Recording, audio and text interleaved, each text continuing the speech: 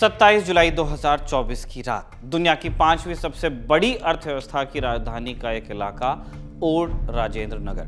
Basement में बनी एक लाइब्रेरी में 30 बच्चे यूपीएससी की पढ़ाई कर रहे थे, तैयारी कर रहे थे। तेज बारिश और जल भराव की वजह से अचानक इस लाइब्रेरी में 12 फीट की ऊंचाई तक पानी भर गया।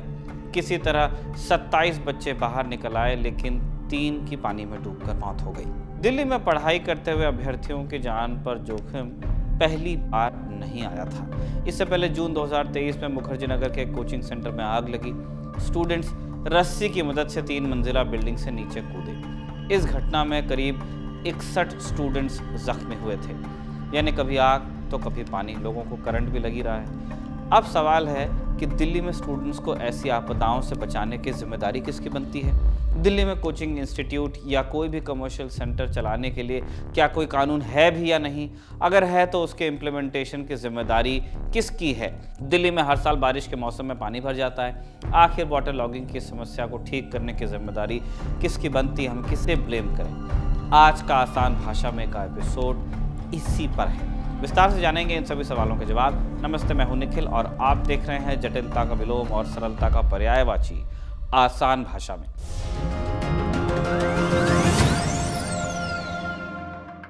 जिम्मेदारी तय होती है कानून से। दिल्ली में बिल्डिंग बनाने, उसके इस्तेमाल और उसके सेफ्टी रिक्वायरमेंट्स के लिए एक कानून है, दिल्ली बिल्डिंग बायलॉज 2016। इसमें क्या लिखा है, पहले उससे समझते हैं। दिल्ली बिल्डिंग बायलॉज 2016 दिल्ली में किसी भी तरह की बिल्डिंग बनाने के लिए कानून में इंस्ट्रक्शन देता है। दिल्ली में रेजिडेंशियल और कमर्शियल प्रॉपर्टी को बेसमेंट में लेकर क्या रूल्स हैं, बेसमेंट में किसी भी तरह के काम करने के लिए कौन से अप्रूवल्स की ज़रूरत होती है, इसी डिटेल में समझने के लिए हमने बात की एक्सपर्ट से। अगर हम बायलॉज की बात करते हैं दिल्ली एनसीआर की, तो पहली बात तो हर स्टेट के हिसाब से बायलॉज डिफरेंट डिफरेंट हो सकते हैं। बट अगर हम एनसीआर की दिल्ली की बात करते हैं तो बेसमेंट का जो होता है रूल, बेसमेंट में आप खाली स्टोरेज यूज कर सकते हैं। बेसमेंट में आप कोई अदर एक्टिविटी नहीं कर सकते। या तो बेसमेंट में आप एज ए स्टोरेज यूज करेंगे या उसको as a car parking use कर पाएंगे बाय यूजिंग रैंप। और एंड रेजिडेंशियल एक्टिविटी तो बेसमेंट में अलाउड ही नहीं होती है। और कमर्शियल एक्टिविटी भी बहुत मिनिमम अलाउड होती है। खाली जस्ट लाइक आप अपना गोडाउन या फिर जस्ट लाइक स्टोरेज आप यूज कर सकते हैं कमर्शियल में। ये बात अलग है कि कुछ लोग अपना उसको अपने हिसाब से मॉडिफाई करके पर्सनल यूज में से करते हैं और जो कमर्शियल एक्टिविटी या रेजिडेंशियल एक्टिविटी कर देते हैं, बट वो चीज अलाउड नहीं होती। सर देखिए, आप इसे अगर बेसमेंट एज अ बेसमेंट आप यूज कर रहे हैं तो आपको नक्शा पास कराते समय या अपना अप्रूवल्स लेते समय उसमें आपको ये जरूर अप्रूवल लेने पड़ते हैं कि आप इसको किस चीज के लिए यूज कर रहे हैं।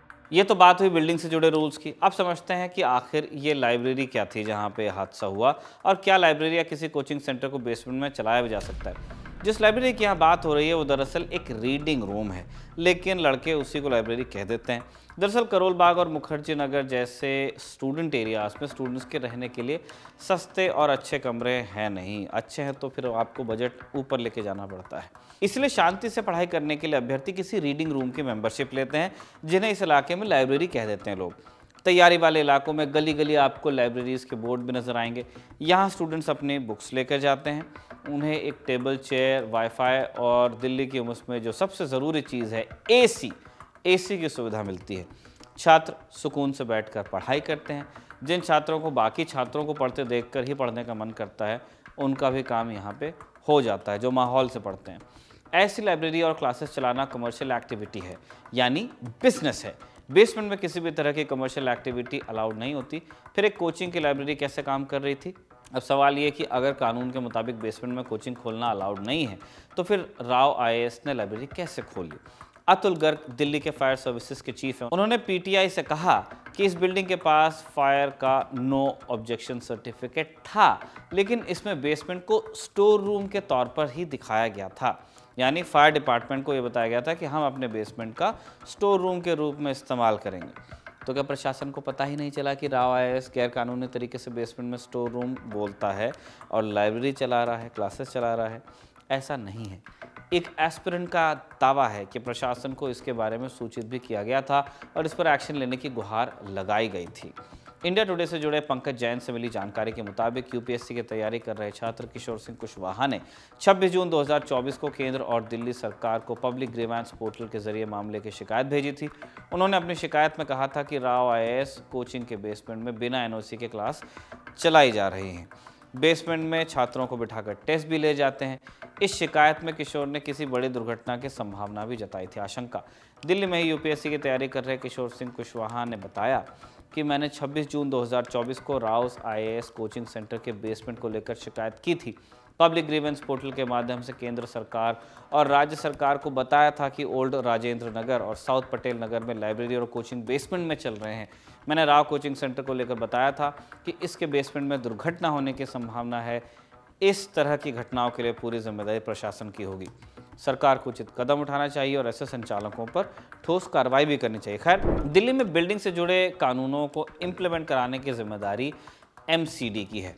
अब समझते हैं कि दिल्ली जल भराव और वाटर मैनेजमेंट की जिम्मेदारी किसकी है। संविधान में केंद्र और राज्य के लेवल पर काम का बंटवारा दिया गया है। आपने कई बार पढ़ा भी होगा, यूपीएससी वाले बहुत अच्छे से जानते हैं। संविधान में 3 लिस्ट्स हैं। सबसे पहले लिस्ट है यूनियन लिस्ट, जिसमें केंद्र कानून बनाता है, विदेश मामले, रक्षा। स्टेट लिस्ट है, इसमें वो मामले आते हैं जिनमें राज्य कानून बना सकता है, ज़मीन और उससे जुड़े टैक्सेस वगैरह। और तीसरी कंकरेंट लिस्ट है, जिस पर केंद्र और राज्य दोनों कानून बना सकते हैं, जैसे एडुकेशन। लेकिन अगर सेंटर का कानून और स्टेट का कानून आमने सामने आते हैं तो सेंटर का कानून प्रिवेल करेगा। अब इसी स्टेट लिस्ट को जब आप देखेंगे तो उसमें एक विषय मिलेगा आपको, वाटर सप्लाई, कनाल और ड्रेनेज, यानी पानी की सप्लाई, नहर और ड्रेनेज की जिम्मेदारी राज्य सरकार की है। आम आदमी पार्टी की सरकार फिलहाल चल रही है दिल्ली में। इसके अलावा दिल्ली में एमसीडी के पास भी कई जिम्मेदारियां, इनमें से एक जिम्मेदारी है इलाके के ड्रेनेज सिस्टम को बेहतर बनाना और समय के साथ नालियों की सफाई करवाते जाना, ताकि जल भराव की समस्या न उपजे। बारिश हो तो नालियों से बहकर बाहर चली जाए, लेकिन दिल्ली में बारिश हो और जल भराव न हो, ऐसा क्या आपने कभी देखा है? कमेंट बॉक्स में बताइएगा। ये बात हुई जिम्मेदारियों की। अब जानिए कि आखिर केंद्र से लेकर एमसीडी तक सबने इस विषय में कदम क्या उठाया। अब तक तो नहीं उठाया था, अब जब मामला सामने आ गया है तो जो गतिविधि हो रही है वो किसने क्या किया बता देते हैं। दिल्ली पुलिस ने राव आईएएस के सीईओ अभिषेक गुप्ता और कोऑर्डिनेटर देशपाल सिंह को गिरफ्तार किया, जिसके बाद 14 दिन की न्यायिक हिरासत में उन्हें भेज दिया गया है। इसके अलावा पुलिस ने एक एसयूवी ड्राइवर को भी गिरफ्तार कर लिया है। दावा है कि बारिश की वजह से सड़क पर काफ़ी पानी जमा था। इस बीच जब उस इलाके से एसयूवी गुजर गई सड़क से तो पानी काफ़ी फोर्स से उछला, जिसकी वजह से सेंटर का गेट टूट गया और पानी अंदर चला गया। और पुलिस ने इस केस में एसयूवी ड्राइवर को भी दोषी बना दिया है। इसके अलावा एमसीडी की मेयर शैली ओबरॉय के आदेश पर ओल्ड राजेंद्र नगर की करीब 13 कोचिंग सेंटर्स को सील किया गया है, जो कि बेसमेंट से ऑपरेट कर रहे थे। एमसीडी के आदेश पर करोल बाग में अतिक्रमण हटाने के लिए बुलडोजर का भी सहारा लिया जा रहा है। दिल्ली सरकार की शिक्षा और पीडब्ल्यूडी मंत्री आतिशी ने मुख्य सचिव को इस घटना की जुडिशियल जांच का हुक्म दिया है, यानी केंद्र से लेकर एमसीडी तक और राज्य सरकार भी एक्शन में दिखने की कोशिश कर रहे हैं। लेकिन किसी ने अभी तक जल भराव की समस्या पर जो मुख्य काम होना चाहिए वो नहीं किया है। इस सवाल का जवाब नहीं दिया है कि दिल्ली जो एक सदी से भारत की राजधानी है, जिसमें 70 साल से आज़ाद भारत की सरकार का हुक्म चल रहा है, वहाँ पे स्थिति क्यों है। आज के लिए इतना ही। ये एपिसोड आपके लिए लिखा था आकाश ने। आप देखते रहिए दी लल्लन टॉप।